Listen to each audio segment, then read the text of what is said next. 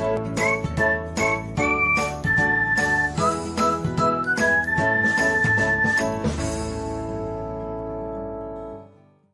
everyone, welcome back to another episode of Technologyglance.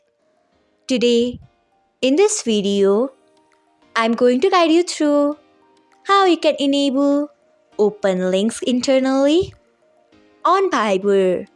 So, let's get started.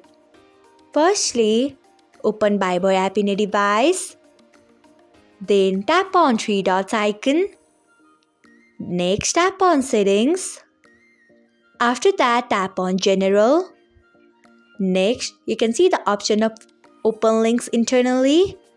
Click on it by tapping on it. So, this is how you can enable open links internally on Viber. Thanks for watching. If you found this guide helpful, we would love it if you hit the thumbs up button below. We upload great new tech tutorials like this one every day.